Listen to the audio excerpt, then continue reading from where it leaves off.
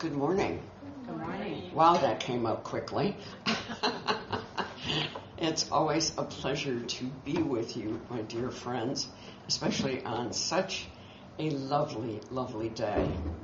You know, I thought that I didn't have a commute story, but it turns out that I did. I was driving down I-94, and it was perfect. Traffic was light. Was moving freely. I was making excellent time when this ginormous, all yellow tanker truck went past me. And I thought, but it had no indication of what it was. All it said on the side was www.loves.com.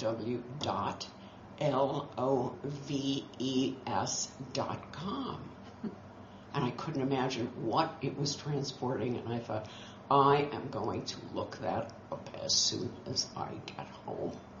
So we did have a commute story after all. As I said earlier, it's a pleasure to see the sunshine, to see a warmer temperature, to see the blue sky.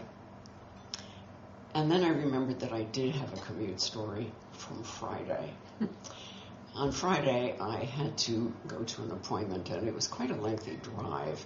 It's about 60 miles in each direction, and it took me on I-94 all the way through Detroit down to that spot where it's under construction and usually comes to a screeching halt. And I had every possible permutation of weather. I had sunshine, I had clouds, I had rain, I had ice pellets, I had snowflakes. And then I saw a sign that says, baseball traffic use, and it went that way. And I thought, it's opening day. And then I got home eventually, and I watched the news, so I'm looking at you and I'm going, hey folks, how about our Tigers? A 5-4 win over Oakland, pulled it out. Isn't that fantastic? We're on a roll here. We're either going to the Super Bowl or we're going to the World Series. That's it. This is our year. This is our year. So, you probably looked at this and said, what in the world is she going to talk about? The first quarter report, April showers bring May flowers? Well, it can't be a financial report because our treasurer, Betsy Hagan, did that at the congregational meeting. So what is she going to talk about? Then I looked at the graphic and I thought, what are all those books on shelves? Okay, I'll ask Mark about that one, and I did get an answer this morning. Actually, where this title came from was an experience that I had about 40 years ago. Now, I have to stop right there and say the fact that it was 40 years ago and I actually remember it in such detail is amazing, because I occasionally have a day where I'm making lunch and I'm going, so, gee, what did I eat for breakfast? I don't want to eat the same thing. You know what I mean? So 40 years ago, my then husband and I were on a vacation. We were living in Germany because he was posted there with the government, and we were on a vacation in England, in London. And he'd gone off to see some military museum, and I, of course, went shopping. And I stopped into a pharmacist, or as they call them in England, a chemist. Now, what's interesting about this is, of course, it was raining. No, that's not the interesting part, because it rains a lot in London, as we all know. But I had on an artificial corsage. Do you remember corsages? Years and years ago, we got corsages to go on dates, to go on proms. We got corsages for Mother's Day. We got corsages for Easter. And then nobody wears corsages anymore. But back in the day, if we didn't have a real one, sometimes we wore a bunch of flowers on a pin. And I had one. I had a beautiful bunch of violets, and I had it pinned on my jacket. And I walked in, I went up to the counter, and I was trying to shake off some of the rain, and I said, my goodness, it's really pouring out there. And he said to me, yes, but it'll make your flowers grow. And I thought, what? And, then I got it, so I smiled. And I've never forgotten that story. Because the other day, I ran across something else. I started to think about the possible meaning of rain. And it occurred to me, there is that old saying, into each life, a little rain must fall. So I thought, well, I don't have time to go to the library and look there. Wait a minute. I'll say, hey, Siri. I don't want to say that too loud because you know what happened the last time I said that one Sunday. She chirped from my purse. And so that's exactly what I said. And it turns out that Henry Wordsworth Longfellow, a well-known poet back in the day, in a poem entitled The Rainy Day, said, into each life a little rain must fall. And I thought, yeah, but what does he mean by rain? What do we mean by rain? And so today I would like us to explore the idea of rain as a symbol for something else. Bad stuff. Like, what do? Somebody is going to give us some bad news and we say, well, I don't want to rain on your parade, but, and then they let us have it with the bad news or whatever they're telling us. And then we remember that little phrase, happy the bride, the sun shines on today. Did any of you get married on a day it rained, or were you a bridesmaid at a wedding in the rain? Yes, remember that? We're hiking up our skirts, we're trying to hold up the umbrella, and it was, and I thought, yeah. Okay, some of us actually remembered from a certain tradition, and I must confess that I did this at one time too. If you didn't want it to rain on your party, or like your communion party, or your baptism, or your picnic, you hung your rosary out on the porch where the Blessed Mother would get wet if it rained, and that guaranteed that it would not rain because she didn't want to get wet. Okay, we call that magical thinking today, but hey, when you're a kid and you don't want it to rain on your party, you're willing to do anything. So what's rain? Well, rain, if we think of rain as stuff, like something that changes our life, changes our perspective, forces us to look at something a different way. It could be sickness. It could be a serious illness. Every day we see a story of someone who has struck by some seemingly catastrophic illness, a terribly bad accident that leaves them impaired, a serious illness that is life-threatening. Or it can be financial difficulty. Goodness knows, in the past 10 years or so, we've seen some of that with various highs and lows in the stock market, in our own financial situations. It could be a job loss. It could be, oh my goodness, it struck all of us, the COVID pandemic. Stuff happens. It can be relationship issues. Okay, and I'm being very honest here. One of my adult sons, the one that's 51, has come to stay for an extended visit. For those of you that have had adult children, you know what that can be like, and for those of you that don't, you whisper a little word of God saying thank you. Anyway, I love him dearly, but it's a challenge. It's like, honey, where's the handle? Where's the sharp knife with the black handle, the one that I like to chop vegetables with? Oh, I put it over there, Mom. But it goes over there, sweetie. And, it's a battle of wills of where something is going to be put away so that I don't have to walk around the kitchen in the morning going, which is also known as muttering in the sight of God, which we do sometimes when circumstances arise.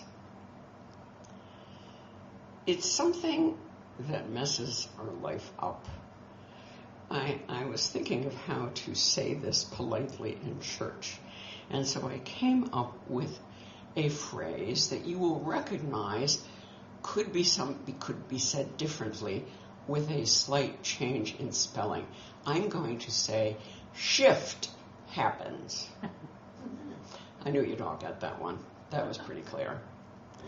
So, what is it? It's something that happens that changes our idea of how it should be. Oh, there's that should word. This is how it should be, and now something has happened. And now what are we going to do? Now what are we going to do? So I'd like us to see what it says about rain in Matthew. This is from Matthew chapter 5. It is verse 45 through 48. You have heard, and this is Jesus teaching, you have heard that the law of Moses says, love your neighbor and hate your enemy. Now, this is actually from Leviticus 19:18. Jesus is teaching Leviticus at that point. But he says, but I say, love your enemies. Pray for those who persecute you. In that way, you will be acting as true children of your Father in heaven. For God gives his sunlight to both the evil and the good, and God sends rain on the just and the unjust too. Which means that even if you don't like your neighbor, their grass is going to get watered when yours gets watered. If you only love those who love you, what good is that? You're going to love this next line. Even corrupt tax collectors do that much. I immediately thought, oh my gosh, yes, by next Monday we've got to pay you-know-who. And I remember years ago, the IRS had such a bad reputation that people who worked for it, when they say, well, where do you work? I have a federal government job. Well, what agency? Well, it's with the Treasury Department. And they would never elaborate on exactly for which federal agency they worked. And I thought about that, and I thought, wow. If you are kind only to your friends, how are you different from anyone else? This next line really cracks me up. It says, even pagans do that.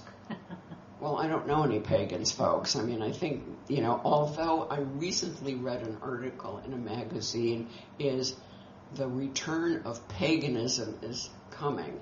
Actually, I read the title and went, I don't know if I really need to read that article or not, and I put the magazine aside. But here is the really significant statement. It says, Jesus says, but you are to be perfect, even as your Father in heaven is perfect. And of course, what unity teaches us from the words of Jesus, who said, he who has seen me, or she who has seen me, has seen the Father, because the Father is within each of us. It is the mighty power of God. Now, let's take another look at this. It's really, really quite interesting. Love your enemies. Well, there's a lot to talk about on that topic. Who are your enemies? Is it the person who parks in your spot in the parking lot in your condo complex? Is it the person, I have one of those, who puts their garbage out at 9 o'clock on Wednesday morning when it isn't collected until 9 o'clock on Thursday morning, and the condo association regulations say not until after 6:30? Or is it someone who has detrimental thoughts for you?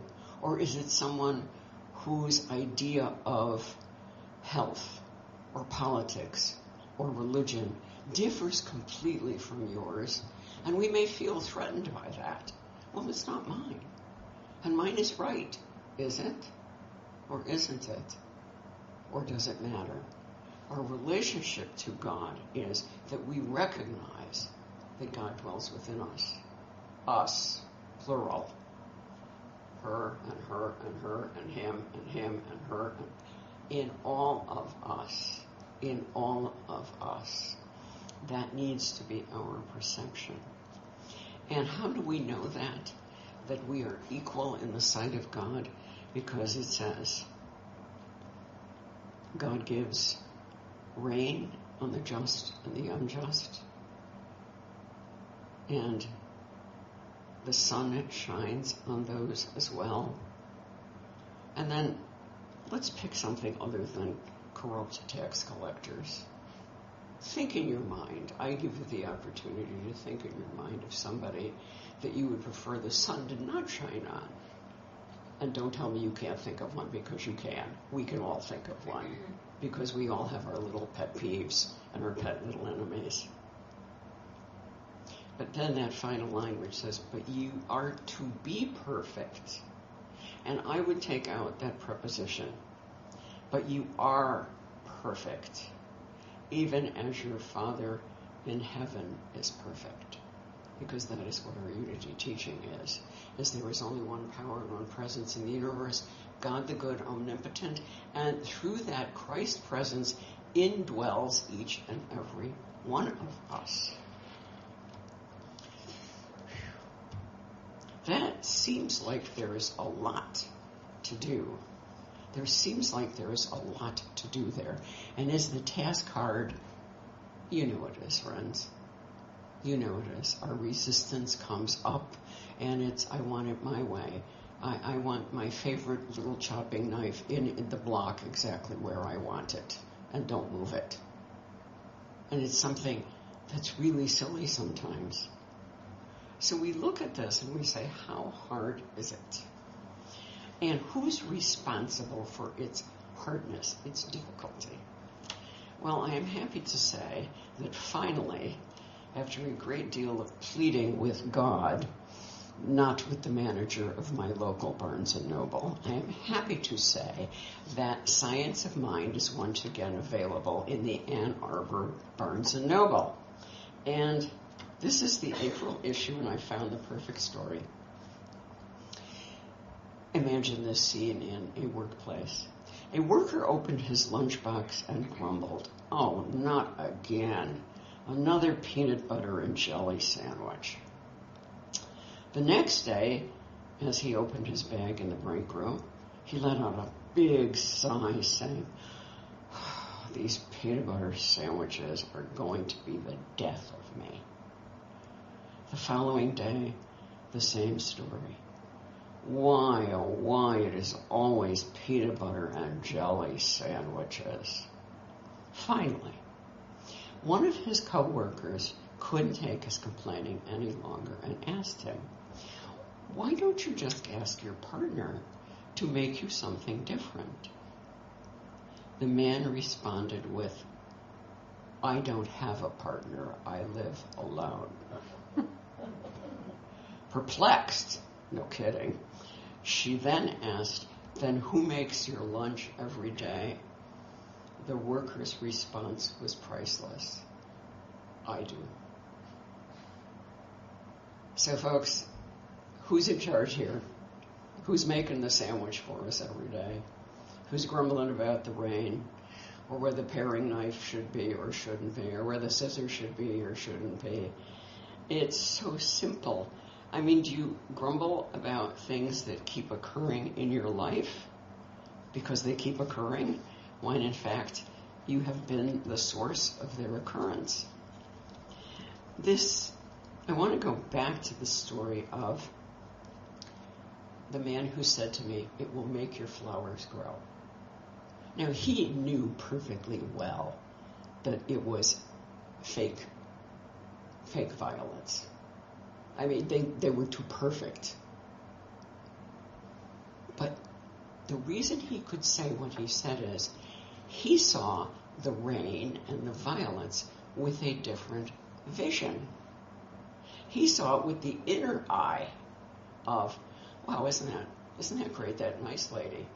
Look at that nice lady walking in here with a bunch of violets on her jacket. Isn't that sweet? And it's pouring down buckets. Well, or the Brits would say it's chucking down. And that is what is required of us, is that we perceive the rain differently. When we use the phrase, "into each life a little rain must fall," We also have to look at that phrase in Matthew, which says, God sends the rain to those we like and those we don't. And on any given day, God sends us rain. So how do we get too little rain in April? The May flowers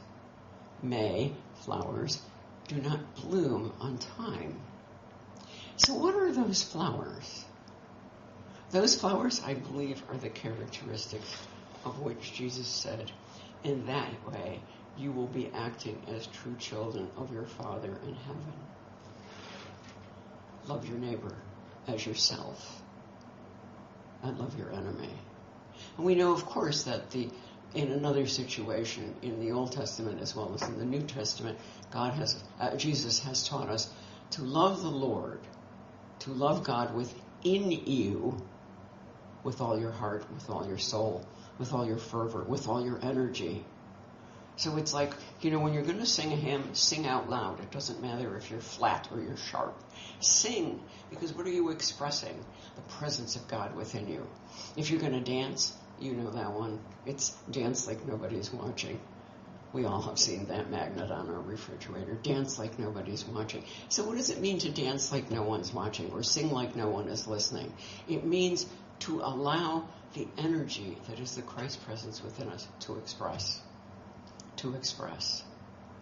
To look at someone and say, okay, you're that way. I'm this way. What can I do here? What can I do here? Do I make another peanut butter and jelly sandwich and judge you? Or do I look at the person and say, wow, that's a different approach. Think about it and then go, maybe not one that I would choose, and I will allow them to have that perspective without twisting myself into a pretzel. Because can you reach out and twist them into a pretzel? No. So who are you patronizing? Yourself. Who's eating the peanut butter jelly sandwich all the time? You are. And who's making it for you? You are. Now, I don't mean to lay a guilt trip on us. I see rain, in other words, the shift that happens in our lives, as that rain that waters our spiritual soil. And it helps us to grow. It helps us to bloom like the Mayflowers into that perfect creation that God made when God created the universe. When God created humankind and said, go forth and populate the world. Go forth and be the embodiment of who I am. Go forth and be creative. Be imaginative. Okay, and so many thousands of years later, Charles Fillmore will say, and then there are the 12 powers. Pick which one you want to work with. And my first thought would be imagination. Let's do imagination. I like to think of it as the scissors of the mind. That's what we used to teach the kids in school, and I always thought, pinking shears. Yes, pinking shears. Why not have pinking around the edge of our visual pictures, our images? We all have the power for change. And when we understand that what appears to be rain, it is actually that which gives strength to us, that grows us, and brings us to a new awareness of the Christ in ourselves and in one another. When we require patience, when we require tenderness, when we are required to set aside judgment, we have risen to a higher level. We are operating at the superconscious level. It rains so we can see more clearly how beautiful each of us is. May the flower of love for one